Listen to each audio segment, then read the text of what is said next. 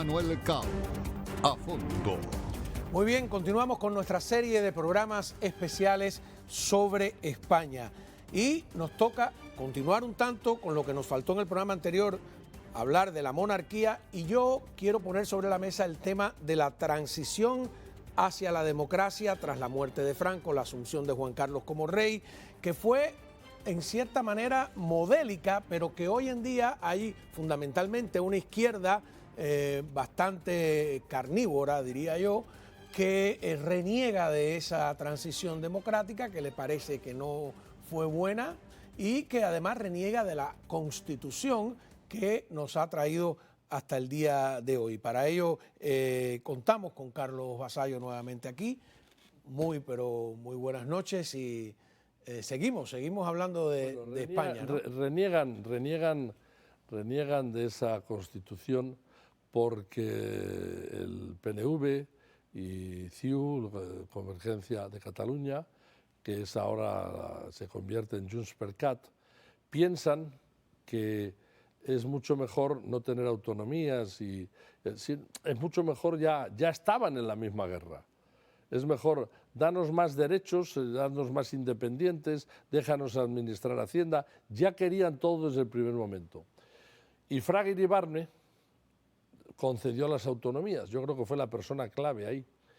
Es el presidente de la Junta de Galicia, ¿no? Bueno, pero eso muchos años después. Mucho después. Yo creo que derivado de que hizo las autonomías, él se hizo presidente de la Junta. Si no hubiera habido autonomías, no sería presidente de la Junta. Entonces, él se hace presidente de la Junta años después. Pero él no es el primer presidente de la Junta, si yo no recuerdo mal. No me acuerdo, pero creo que no. Pero de todas las maneras... ¿Dirías que Fraga es el franquista que mejor hace la transición? No. Fraga colabora en todo, es un motor extraordinario porque él sí conoce el mundo, él sí estuvo al frente de Información y Turismo, él siempre quiso que España fuera moderna, él siempre sabía que el turismo tenía que ser un factor predominante en España, él sabía que la información, él crea la televisión española, es decir, él sabe lo que pasa.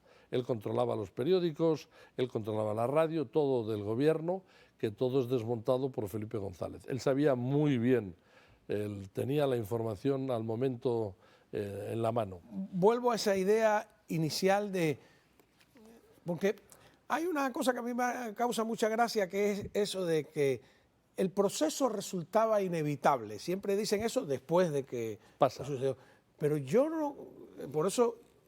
en el programa anterior le pregunté y se quedó un tanto colgado que usted era muy joven, posiblemente casi un niño en el momento en que ocurre todo esto. ¿Cómo lo veía? No, yo no era un niño. ¿No? Cuando viene la transición, yo ya era un productor de teatro y director de teatro y existía en la vida pública de Madrid. No era un niño para nada. Yo nací trabajando y ya era una figura que tenía teatros con obras de teatros asociado a una compañía que se llama Corral de Comedias. No, para nada. Yo era ya una persona... Pero entonces tiene recuerdos claros del momento. Tengo recuerdos claros, a pesar de que yo en el año 74 yo emigro a México y sigo yendo a España y sigo yendo a México y ya no soy participante del día a día de esta historia. ¿Usted se va a México antes de la muerte de Franco? Sí, yo descubro la muerte de Franco en una gira de teatro por México. Entonces, la transición, hay que acabar de aclararlo para que no haya la menor duda, en aquel momento histórico jamás se podría haber hecho sin el rey Juan Carlos. El esfuerzo que hizo el rey Juan Carlos para convencer y los manejos y la mano izquierda y la mano derecha y todo lo demás no se hubiera podido hacer sin él porque era el único que tenía el poder en aquel momento a la muerte de Franco. Y el nombrar a Adolfo Suárez, que era un niñato para ellos, era un hombre sumamente joven, un hombre pues, contemporáneo con el rey más o menos, y nombrarlo presidente del gobierno, un hombre 40 y algo, aquello nadie creía en él. Y él se la jugó por todos los lados, pero insisto, estaba Torcuato Fernández de Miranda, que era el presidente del Consejo de Estado, que sabía cómo administrar todo aquello y que había entrenado al rey para ser rey y sabía lo que había que hacer.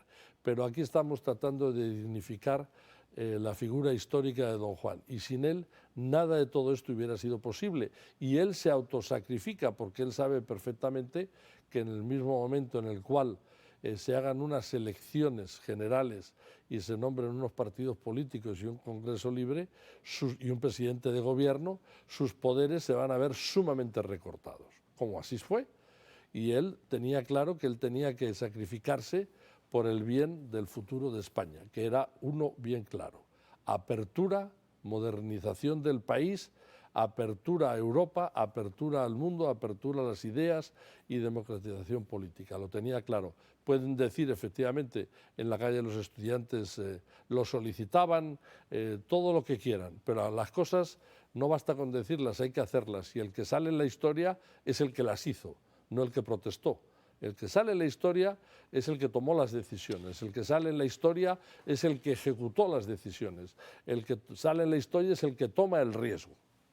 Cuando Santiago Carrillo, cuando la Pasionaria, cuando las fuerzas de izquierda van a regresar del exilio, no solo de México, no sé cuántos regresaron, pero del exilio de Moscú o del exilio de Francia, yo me imagino que había una reacción por parte del grupo duro de los franquistas a todo eso, ¿no? El rey tuvo que hilar entonces muy fino. Muy fino, pero había un grupo anquilosado. El exilio español para mí se divide en 4 partes, ¿no? En los que eran realmente comunistas a carta cabal, esos se van para Rusia. Y entonces ahí están los niños de Rusia, ahí están los hijos de esos señores, los rusos blancos, que los pobres han sido castigados a vivir en Rusia y hoy día no creo que estén muy contentos. Esos son los auténticos comunistas de pensamiento y de obra. El exilio, vamos a decir, los descendientes de la República Catalana lo tenían muy sencillo, bastaba con que cruzaran a Francia y se acabó. Que ahí va Machado y recita, bueno, caminante no hay camino. Pero Machado no está allí, Machado viene, creo que caminando desde más abajo. Yo estoy hablando de los que estaban localizados en Cataluña. Sí, porque vivía en Segovia. Así es. Se consideran catalano parlantes y habían sido los que habían promovido la República, una nación catalana independiente de España. Entonces, ese grupo se va más que nada, se va al otro lado de la frontera. Esa gente, incluyendo el que luego regresa como presidente primero de la Generalitat, era el señor Tarradellas. Él vivió toda la vida en Francia y lo tenían muy fácil, la comunicación era muy fluida entre ellos. Hay otro grupo, que son los vascos, que se van, no vamos a decir todos, pero mayoritariamente también gobierno vasco que trataba de crear la independencia del País Vasco, se va básicamente a Venezuela. Venezuela es el país que los acoge, el país donde ellos desarrollan, donde hacen familia y de donde regresan a la hora de instaurar la democracia. Y hay otro grupo que es el gobierno republicano de Madrid, el gobierno republicano, pero no nos olvidemos que ese gobierno estuvo en contra de Companys y de Cataluña. El que fusila a Companys es el gobierno republicano, no es Franco, digo, para que no haya la confusión. Entonces, además fueron los que resistieron hasta el final con el famoso no pasarán, mientras había ya caído el resto de España, ¿no? Totalmente. Pero a esa gente Franco les dejó un sistema de salida, un puerto de salida, creo que Machado iba incluyendo, que era: te tiras hacia el Mediterráneo y vas por Valencia y vas subiendo y llegas de nuevo a Cataluña y llegas a Francia. Hay que aclarar que en aquel momento los franceses no tuvieron un comportamiento de acuerdo a las expectativas. Fueron horribles. Los metieron en campos de concentración y lo pasaron fatal. De ahí salieron muchas historias y grandes personajes, como el señor Moraita, un director de películas que conocí en México, que hizo el atentado contra el mariscal Pétain, que ellos lo consideraban un traidor a Francia. Y grandes personajes. Él fracasó en el intento y se tuvo que acabar yendo a Orán y de ahí llegó a México. Y esos, en un momento determinado, se exilian casi en bloque en Santo Domingo, donde los acoge el dictador Trujillo. Y ahí empiezan a tratar de organizarse la vida. Pero en un momento determinado hacen un arreglo. Yo no quiero decir lo que no debo decir, pero puedo decir lo que pienso, porque si no estamos fastidiados. En ese momento México decide que podría acogerles en su seno. Ese es el general Cárdenas, el papá también de la Cuauhtémoc. Revolución Mexicana, ¿no? Así es, y decide que los puede acoger en su seno. Y acoge en su seno al gobierno en su totalidad español en el exilio. ¿Que se van donde? ¿A Yucatán, fundamentalmente? No, llegan como los cubanos a Estados Unidos.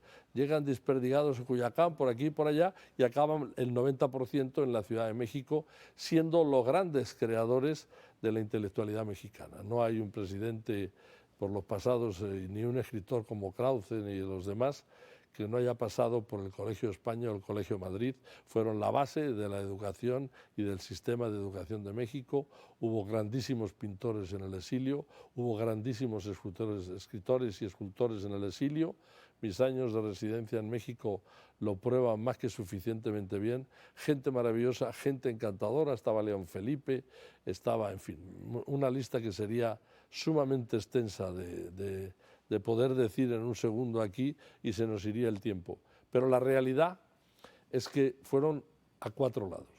Venezuela, fueron a Rusia, fueron primero a Francia y fueron a Santo Domingo, España. Pero hay una diferencia entre esos exilios. Los españoles, esos de la República, al llegar a México hicieron el gobierno español en el exilio y tenían los ministros. Y yo fui al Consejo de Ministros, donde estaba la viuda de Azaña y estaban nombrados el hijo del actor Andrés García, el coronel o general Lacalle, que era el jefe de la aviación republicana, y que él siempre me dijo algo maravilloso. Me dijo, es que yo no luché por el comunismo, yo luché por mantener la identidad y lo que me correspondía como militar, pero yo no sabía lo del comunismo, y cuando acabé la guerra, después de ser el primer piloto de Mir sin carlinga y perder los pulmones en ese intento, llegué a Rusia, llegué a Moscú, y aquello me pareció espantoso, y dije, ¿yo qué hago aquí? Y se robó el MiG y se regresó. Y algunos fueron a Cuba también. Vamos a una pausa, continuamos hablando con Carlos Vasallo sobre, en este momento, la transición de la dictadura de Franco, pues la asunción del rey Juan Carlos y las primeras elecciones, ¿no? Digamos, ¿por dónde empezar aquí? ¿Dónde empezar? Bueno, el rey tiene que resolver todas estas ecuaciones y en un momento dado consigue obtener el suficiente mecanismo, apoyo en base a diálogos, conversaciones, para tener a Adolfo de presidente del gobierno, y entonces en ese momento y al general Gutiérrez Mellado de jefe del ejército. Y ahí es cuando llega el fatídico 1981, en el cual ya ha habido una... 23 de febrero. Por eso, ya ha habido unas primeras elecciones donde democráticamente se ha elegido a las primeras, ya con la participación del PSOE, ya con la participación de Felipe González, ya con la participación del Partido Comunista, ya con la participación del PNV, con la participación de CiU, ya con la participación o los representantes de ellos o los nombres que tuvieran en aquel momento. Y entonces llega el fatídico golpe de Estado de Tejero, ¿no? Y el rey se faja los pantalones y no permite que aquello tire para adelante, a pesar de que siempre se descubrió al final, y acabó yendo a la cárcel, que el general Armada, que tenemos alguna foto por ahí donde aparece pegado al rey, que era uno de ¿Era parte de la conspiración? Claro, era parte de la conspiración, acabó en la cárcel. Estuvo como sopesando. No, durante mucho tiempo se dijo si había estado o no estado, pero acabó en la cárcel por haber estado. ¿Cómo no? A ver, para parte del público más joven, el 23 de febrero, conocido como el 23F el 81, me dijo que fue. 1981. 81, pues entran estos militares franquistas, supongo, ¿no? A las cortes, al Parlamento, y llegan a disparar al aire. Hay dos detalles curiosos. ¿Quiénes no se agacharon? Que uno fue... El general Gutiérrez Mellado y el otro Adolfo Suárez. ¿No? Y tampoco Carrillo, curiosamente, no se agachó, el que era comunista, y Fraga tampoco, se quedaron de pie. Porque eran hombres de Estado. O sea, eran hombres de Estado y eran gente... Sí, y era gente que venía de... Que venía y los tenían bien puestos. ¿Cómo no? Vamos a ver esas imágenes tremendas, históricas, y qué hizo el rey. Adelante. ¡Quiete todo el mundo! Durante el asalto de los golpistas al Parlamento, Adolfo Suárez mantiene en todo momento una actitud ejemplar. Es el presidente del gobierno y demuestra su entereza, valentía y compromiso con la democracia. No se refugia de las manos. Y mientras Antonio Tejero habla desde la tribuna, él ofrece una imagen serena. Bueno, muy bien. Este es un momento clave porque ahí la pregunta era ¿de qué lado se pone el rey? ¿Del lado de los golpistas? ¿Del lado de la democracia? Yo no sé, desde mi distancia, ese es un momento grande del rey. Es un momento grande y es un momento clave para la historia de la democracia en España. Y el rey se puso del lado correcto de la historia, que era el lado que él estaba tratando, o ya había tratado y había conseguido que se implantara en España, que es una constitución, un sistema parlamentario, etcétera, etcétera, etcétera. Y él decide que lo que hay que hacer es parar los tanques, para que estaban entrando la división acorazada Brunete a las afueras de Madrid, estaba lista para entrar, habían salido en Valencia también, y el que había entrado en el hemiciclo del Parlamento se llamaba el coronel Tejero, que entró con unos militares ahí engañados que no sabían a qué iban, y empezaron a pegar tiros y dijeron la famosa frase que ha salido reproducida 1000 veces, ¡que nadie se mueva, coño! Y entonces y ahí es donde se baja el general Gutiérrez Mellado y le dice a Tejero, ¿tú quién eres? ¿Qué pintas aquí? Y es donde el otro le da un empujón y le dice, a mí no me empujas. Era un general de alto rango. Pero el rey, con un teléfono, a pesar de que hubo quien dijo que estaba... y se especuló de que, bueno, porque ¿qué pensaban, hubiera pasado si ganan los golpistas? claro, bueno, ¿y para qué lo iba a hacer el rey? ¿Para recuperar más poderes? ¿Para ser un dictador? ¿Para ser el rey de una dictadura? No tenía necesidad. No tenía ni necesidad ni ningún sentido. Él había trabajado en el sentido contrario. Y él hace que eso no suceda. Y él es la figura, el pivote central para que eso no ocurra. Y después de eso viene ya las siguientes votaciones. Después de Adolfo Suárez viene Leopoldo Calvo Sotelo, te regresas otra vez a antes de la guerra, el atentado, las mismas familias. Sí, porque la guerra civil empieza con la muerte, ¿qué era? ¿Su abuelo o era...? Pues yo creo que era sobrino. No me acuerdo exactamente, pero este se pasó el final de su vida en Ribadeo, en Galicia, en la frontera con Asturias, donde tenía una lanchita. Era un tipo ilustrado, un gran pianista, un hombre con tremenda preparación, culto, pero no quería tener ni las maravillas del Estado, ni las penurias del Estado. Él no quería estar en esa posición. Estuvo 2 años. En el momento del intento de golpe de Estado del 23F, todavía el Partido Socialista Obrero Español no ha ganado las elecciones. No, las gana en las siguientes. Ajá. Tiene que haber sido un momento tremendo, porque lo que me pongo yo a pensar es que el Partido Socialista Obrero Español primero mantiene el nombre del partido de la guerra civil, y en la guerra civil hay personajes de un gran radicalismo. Para mí Largo Caballero es un radical, yo he leído sus discursos y son de una brutalidad ideológica tremenda. Está ese capítulo donde se van hasta Toledo y aprietan el botón para echar abajo lo que quedaba allá del Escorial. O sea, eso era una izquierda bastante agresiva, era ¿no? una izquierda mucho más unida a los sindicatos. Otero Besteiro,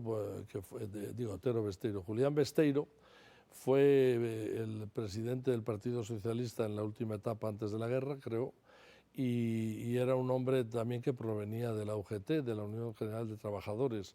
Entonces, una cosa no funcionaba muy bien con la otra. No nos olvidemos que la guerra también en parte se inició en el norte con Asturias y los mineros, ¿no? Con las reivindicaciones de los mineros. Entonces, todo está muy mezclado. Nadie es lo que era. Aquella gente era una gente con una educación no como la actual, no como la que tuvieron estos que tomaron el poder. Y bueno, yo pienso que si uno ve los padres de la Constitución, con Pérez Llorca, en fin, todos los que están al frente de la Constitución, evidentemente la hicieron muy bien.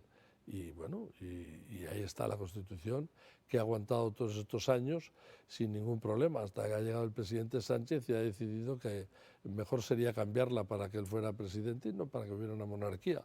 Si vamos a ser parlamentarios demócratas, ¿para qué queremos un rey? Mejor tengamos un presidente, ¿no? Claro, pero digo yo que en ese momento que Felipe González llega al poder, que el Partido Social, me imagino también que habría mucha gente que levantó la ceja, ¿no? Uf, llegaron de nuevo. Y Felipe, en cierto Felipe sentido... arrasó. Felipe era de una simpatía, era un hombre bien parecido que entraba en el panorama político español, como entró el rey con esa galanura, esa prestancia, como entró Adolfo Suárez, que era un hombre elegante, distendido, como entró. La gente estaba aburrida de los personajes provenientes de la falange y de los militares, ya estaba bien, era gente adusta, ya se había acabado esa manera de entender la política y de entender España. Era el momento de la transición y todas estas gentes lo entendieron, y Felipe González fue el primero que lo entendió, y él tiró para adelante con tremenda fuerza y decidió que había que presentarse a las elecciones y jugarse el tipo. Y por supuesto, él estaba totalmente de acuerdo con Carrillo y estaba totalmente de acuerdo con que todo se democratizara. Y resultado de eso, el país avanza. Y aquí viene la figura del rey. ¿Cuál es la figura del rey? Y aquí la figura del rey es una figura clave, porque la figura del rey es, él se ha recortado los poderes, pero Adolfo sabe que él no habla idiomas, que él no ha viajado, y él quiere esparcir España y hablar de la democracia en toda Europa. Y qué mejor embajador que llevar a su lado al rey. Entonces iban los dos y se hicieron íntimos amigos. Eso también, tampoco Felipe habló idiomas. Felipe era andaluz y lo que hablaba era andaluz, pero no hablaba idiomas. Entonces ellos le dieron una figura representativa muy importante al rey, muy importante. El rey fue por muchos años el mejor embajador de España. Y cuando el rey veraneaba en Mallorca, Mallorca empezó a ser la isla donde todo el mundo quería ir, y siempre fue la misma historia. Le regalaron el Palacio de Maribén para que pasaran los veraneos, protestaban los ecologistas, protestaban los de izquierda, protestaba todo el mundo, porque cómo iba a ser que el Palacio de Maribén, bueno, lo preferían cerrado a que estuviera el rey. Luego los grandes hoteleros, encabezados por Escarrer, el de Viajes Meliá, le regalaron un yate para uso y disfrute, porque la propiedad era de la corona, que se llamó el Azor, el Fortuna, perdón, se llamó el Fortuna, y también protestaron porque tenía un barco, aunque el rey lo utilizó cuantas veces quiso. Es decir, nunca había manera de dar alegría a todo el mundo. Vamos a una pausa y cuando regresemos yo me hago la pregunta porque hoy Felipe González critica a Pedro Sánchez. Hay una distancia enorme entre el Felipe González socialista de esa época y el Pedro Sánchez de hoy, que ya no sabemos de qué lado está. Volvemos. Muy bien, continuamos hablando del rey Juan Carlos, padre del actual monarca, que tanto hizo por España y que de pronto lo hemos visto caer. Hablando con Carlos Vasallo, pues cómo explicar la caída del rey, ¿no? Yo recuerdo que empezó quizá con los elefantes, ¿no? Bueno, lo de los elefantes fue el principio porque apareció la figura de Corina. El rey había sido un hombre que todo el mundo sabe que había tenido amantes. Yo ni lo disculpo ni lo aplaudo. Yo lo que digo es que la figura del rey es una figura trágica y dramática porque, bueno, solamente los matrimonios religiosos te obligan a que sea para toda la vida. Y cuando fallas en eso, bueno, caramba, antes había que pedir al Vaticano que te anulara el matrimonio, tiene que ser por anulación. Si no, lo que Dios ha unido en la tierra nadie lo puede separar. Derivado de eso, el rey tenía que estar hasta el final, mientras fuera rey, unido a Sofía. Entonces, evidentemente, ellos hacen un pacto. Eso está más claro que el agua por la historia. Y él está para todos los actos institucionales, está para todos los viajes institucionales y sigue representando a España por todo el mundo, pero le cae arriba dos problemas. Uno es el descubrimiento de la figura de Corina, que comete el error, que es la amante, ¿no? Que es la amante, que comete a meterla a vivir a Palacio de la Zarzuela, en una casa que hacen al lado. Corina estaba en el esplendor de su belleza, había estado casada 2 veces anteriormente, era hija de una alemana y de un danés, era una mujer con muy buenas relaciones. Ya en este momento, cuando se junta con el rey, era la íntima amiga del príncipe de Mónaco, tenía unas relaciones extraordinarias también con la actual mujer de Juan de Villalonga, el que era presidente de Telefónica, y eran intermediarias, lobistas y todo lo que se quiera decir entre Mónaco y el resto del mundo. Y bueno, se enamora perdidamente. ¿Ella o él? Los dos. Bueno, yo no conozco lo que hizo ella, yo supongo lo que le pasó al rey. Okay. El rey por primera vez desde Sofía y su matrimonio da la impresión que se sintió profundamente enamorado, y aquí vamos a la famosa frase de Vicente Fernández, igualito que el rey, que vendría en la canción que tanto éxito le dio al acabar su vida, en su caso, porque no en el caso de todo el mundo, la perdición de los hombres son las malditas mujeres. Y a eso habría que decir también, por tu amor que tanto he dado y tanto espero, que me sirvan una copa y muchas más. Es decir, qué complicado es juzgar la vida personal de alguien. Nadie se puede meter en la vida de nadie, no se pueden abrir las puertas para adentro, pero un rey tiene que abrirlas y tiene la obligación de ser un ejemplo público cuando ningún rey lo ha sido. Ninguno. Tenemos a Carlos de Inglaterra con esa figura, con las llamadas a la actual reina erótico-pornográficas. ¿Y para qué vamos a seguir? El príncipe de Dinamarca, el rey escapándose siempre de la reina, y el príncipe Felipe de Inglaterra, pero ¿para qué vamos a escapar?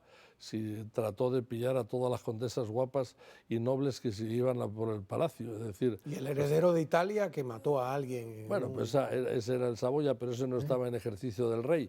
Pero en ejercicio de rey tenemos una multitud actual y compatible con el rey, en el cual pues todo el mundo, desgraciadamente, hacían parecido. No todos, pero vamos a decir que el 70% de los de las monarquías españolas, porque, repito, es obligación acertar el matrimonio y es obligación acertar el ser rey. Entonces es un trabajo muy difícil. Claro, alguien dirá, bueno, pues que deje de serlo, ¿no? Que abdique. Bueno, no es tan fácil. Aquí le obligaron a abdicar. ¿Por qué le obligan a abdicar? Pero hay un problema como con 100 millones de dólares también. Bueno, hay un problema con 100 millones de dólares. O euros, no sé. No, bueno, da igual, eran 100 millones de dólares, pero se sabe perfectamente cuál es la proveniencia. La proveniencia es precisamente de donde está él, es en Dubái. Y se supone que ellos le dieron una comisión al rey, o un regalo al rey, porque no fue una comisión, por llevar el tren a la Meca. Es decir, llevó a las empresas españolas, y siempre él estuvo ligadísimo a los países árabes, especialmente al Medio Oriente. Por eso hay que entender por qué él se refugia allí, por qué él está allí, porque o sea, le quieren, allí le quieren. O sea, es decir, el príncipe heredero lo quiere y lo quiere bien. Entonces, él comete ese error, y entonces, bueno, pues técnicamente hablando, el error que comete es que debe un dinero a Hacienda, que ha ocultado un dinero a Hacienda y que tenía ¿Porque que... los reyes pagan impuestos?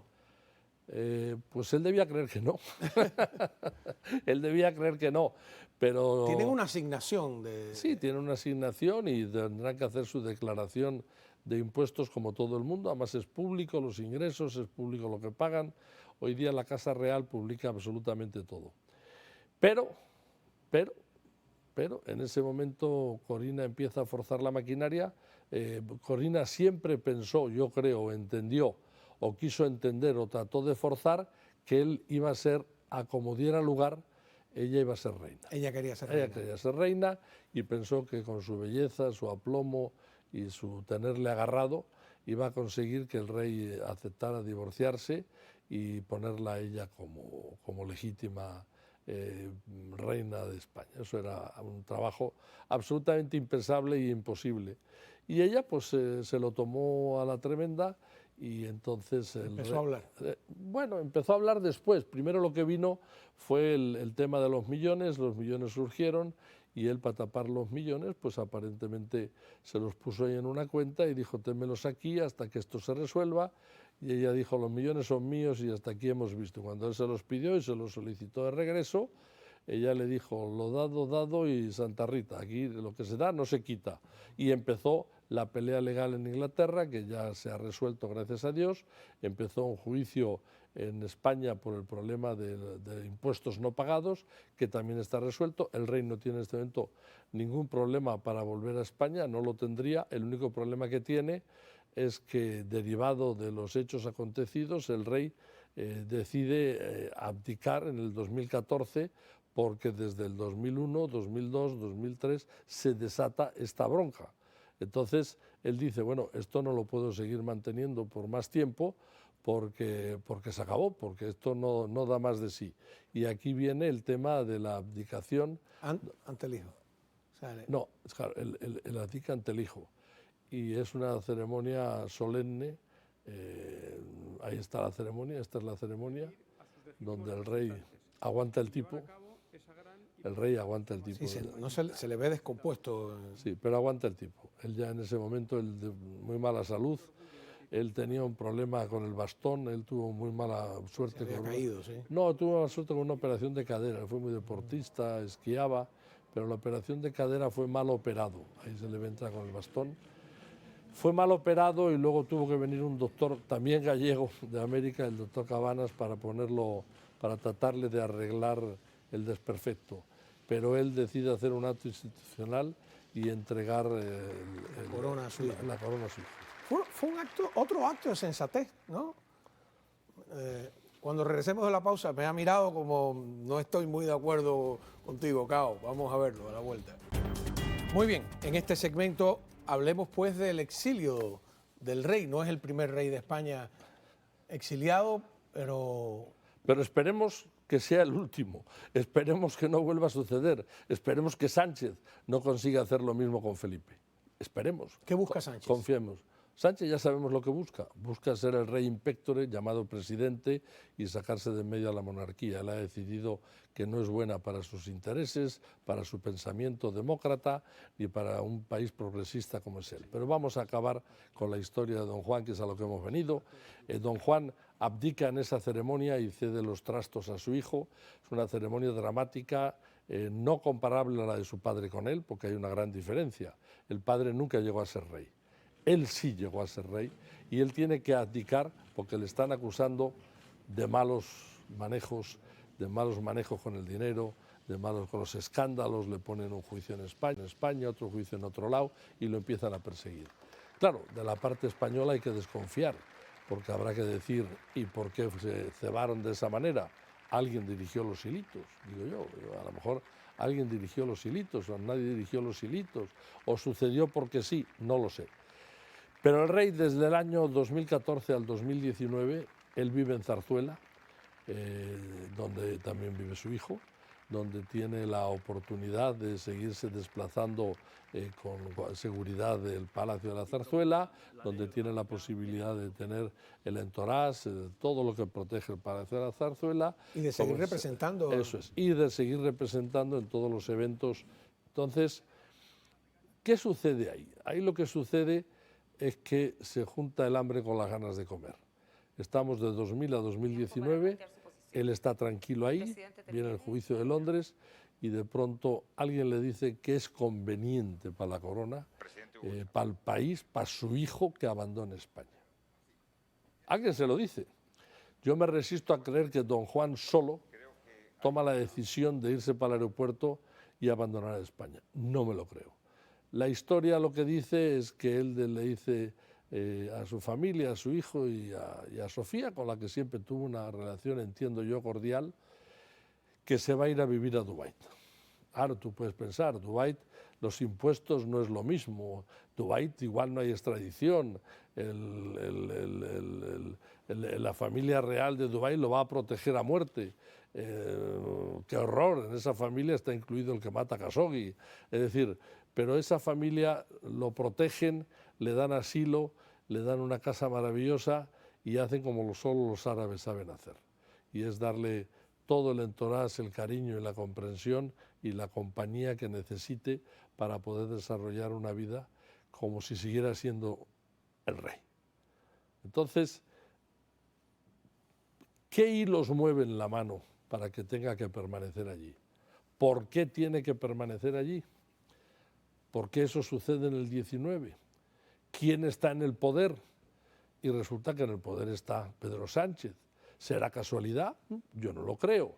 ¿Será que se hizo sin querer queriendo? Pues yo no lo creo. ¿Será que el rey lo tomó la decisión sin que nadie le empujara a salir de su país? Yo no lo creo. Yo creo sencillamente que le dijeron, hay que irse, te ha llegado el turno, necesitamos esto despejado, el camino despejado, para que Felipe tenga una monarquía cómoda, confortable, y tú sobras. Y toma la decisión de que el rey sobra en su propio país. Y entonces pasamos a la necropsia española, esa horrible que destruyó a tantas gentes y que sigue destruyendo a tantas gentes por hablar sin conocer, por comentar sin saber, por los chismes, por la envidia, que es el mal español, ¿no? Es un mal que me espanta. Es decir, el éxito en España, si es posible, tiene que ser pagado con el desprecio. Bueno, será rico, pero bueno, ya se sabe. Y será, no. Hay que pagarle con o sea, esa cultura americana salió adelante, se hizo rico, ¿no? En España no existe eso. El país es demasiado envidioso, es un país complejo, es un país viejo, es un país donde las oportunidades hay que agarrarlas por las manos, trabajar duro a través de ellas, y entonces los que salen adelante y los que se desarrollan son pocos, y el resto es una clase media alta que está con las mejores prestaciones sociales, la mejor seguridad social y todo lo que se quiera, las mejores infraestructuras, pero amargadas de que no todos pueden ser un rey. Entonces, ahí es donde está la clave. 2019 le obligan a irse. Y a partir de ahí, cada vez que él quiere regresar a España, le dicen que no. O sea, ya le dirigen, le dicen, tú no puedes regresar a España más que pidiéndonos permiso. Y ahí él va a San Xenxo, a casa de su amigo Campos, va 3 veces, donde va, ahí tenemos las imágenes Pero también. ha regresado, ¿no? 3 veces ha ido, pero le han dejado estar 3 días, nunca ha pasado de 3 días. También va a la clínica de Navarra, para que le traten y le vean por problemas físicos. Entonces, problemas físicos graves, porque lo que sí va a conseguir, y ahí también hay una foto del rey ahí, cuando le van a visitar sus hijas a Abu Dhabi, donde ese día tenía un día malo, pero se le ve muy fastidiado físicamente. Entonces, ¿qué sucede? Está claro, lo van a dejar morir fuera. Ahora, si vive mucho, igual ya no está Sánchez. Si dura un par de añitos, 87, 88, igual aguanta, y igual ya no está Sánchez y puede regresar. Por el momento la idea es que no regrese, que tenga que pedir permiso para hacer cualquier cosa. Él siempre dice que le gustaría vivir en España, con sus amigos, con sus compañeros, con la gente que le ha acompañado en su vida, pero al presidente Sánchez no le parece correcto. Le parece que debe estar exiliado y que los méritos que el rey tuvo en la transición, en todo lo que hizo el rey por España, que es el español que en el siglo XX, sin ninguna segunda parte del siglo XX, más ha hecho por España, es el rey. Pero nos olvidamos de las virtudes, nos olvidamos de lo hecho y nos vamos al desecho, nos vamos a triturar, destrozar, acabar, aniquilar, porque es muy fácil destruir un edificio, lo difícil es hacerlo, caramba. El hacer un edificio toma poner los cimientos, poner las cositas, poner todo. Nosotros que estamos aquí poniendo el cruceiro, vaya trabajo ha dado esto. Entonces, es muy fácil destruir. Tú haces todo ese embalaje, haces ese edificio, haces esa construcción y llega una bombita que ponen ahora que cae hacia adentro, una bomba de explosión interna y hace y se cae el edificio. Eso han hecho con Don Juan. Y aquí hay la parte envenenada. La parte envenenada es, ¿y Felipe? Que lo han alejado de su padre. O sea, van al entierro de la reina de Inglaterra y van por separado y no se hospedan juntos y se hospedan en hoteles diferentes. ¿Es posible eso? ¿Es posible que él se tenga que hospedar solo y que la familia real esté en otro lado? ¿Es posible que él no tenga derecho a ver a sus nietas? O que las vea prácticamente nulo. En el último viaje le dejaron pasar una tarde en el Palacio de la Zarzuela, pero no le dejaron pernoctar. Le dijeron que no estaba autorizado a dormir en su casa, que no podía pernoctar. ¿Quién da esa autorización? ¿El gobierno? No, el gobierno le avisa y le dice, ha llegado el momento que te vayas de España, ya no, se acabó, no hay más palabras. Entonces resulta que no se tiene en cuenta nada más que lo negativo, y hay que destruir al rey. Vamos a una pausa, regresamos. Yo hice una lista de reyes que han tenido que abandonar en España la corona y han regresado cuando ya los daban por muertos políticamente hablando o monárquicamente hablando. Regresamos. Antes de, bueno, ya que Carlos nos haga la conclusión, hoy estuve buscando, hay una gran lista de reyes y reinas de España que han caído y han regresado y restauraciones. Los dos casos más llamativos, Fernando VII, que bueno, que la invasión napoleónica lo saca del poder, y luego hay una restauración monárquica bastante dura. Isabel II, aunque muere sin regresar a la corona, pero salva de alguna manera a los Borbones, y Alfonso XIII, ¿no? Que... Sin ningún tipo de duda, pero hay una gran diferencia. Estamos en los tiempos modernos, en los tiempos de la comunicación. Este señor ha sido rey prácticamente 40 años, ha dado 40 años de servicio a la corona, de servicio a España, y por supuesto que ha tenido una vida personal. Y yo creo que las puertas, repito, nunca hay que abrirlas. Yo no quiero saber lo que hace la gente de dentro para la casa. A mí me da igual quién sea el premio Nobel, a mí lo que me interesa es qué escribió y qué hizo, no con quién dormía o con quién habitaba en su habitación. No me interesa esa parte de la historia. Los hombres se definen por las cosas que hacen en vida, los trabajos que hacen en vida, los pintores. Picasso era un tipo fantástico, era un creador maravilloso, de los grandes creadores del siglo pasado. Pero no fue muy amable con las mujeres, que digamos. No era muy amable y tenía graves problemas. Dalí tenía unos conflictos de personalidad que no se sabía si unos días era hombre, otros días niño, otro día perro, otro día mujer, otro día efebo, y lo que le gustaba era difícil de descubrir. Pero nada de eso impidió. Camilo José Cela era una persona, hasta si quieres, con un lenguaje florido y en algún momento hasta vulgar, inequívoco por su vulgaridad, pero era un genio y fue un premio Nobel. Y yo no quiero saber qué tenía de puertas adentro y la pelea que tuvo con su hijo posteriormente. Los trapos personales se lavan en casa, y el rey don Juan debería tener el derecho de no pedirle a nadie y viajar cuando quisiera. Y si fuera su decisión al final decir, prefiero estar en Dubái, que la tome él, pero no que la tomen por él. No hay nadie que tenga el derecho a decirle al rey don Juan que no puede regresar a España. Y no quiero pensar mal. No puedo pensar que en esta tragedia de Shakespeare su hijo colabore, o Sofía, que siempre lo adoró, colabore, o Leticia colabore. No puedo pensar en eso. Leticia con Z. Bueno, Leticia con Z podríamos pensar, a lo mejor que Leticia quiere preservar la monarquía en Felipe para que su hija sea reina. Bueno, está bien, todo es posible en la vida, pero nada de eso es posible si el país, la presidenta en turno, las autoridades le dicen, este es su país, usted lo ha hecho grande. Gracias a usted, este es el país que es, y usted tiene el derecho para entrar libremente, cuando quiera, y quedarse para toda la vida. Esa es la realidad.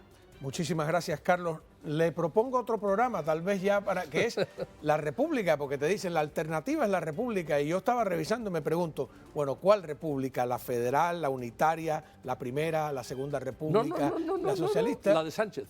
Ah, la de Sánchez. Bueno, muchísimas gracias, Carlos. Un gustazo hablar de España y nada, ojalá que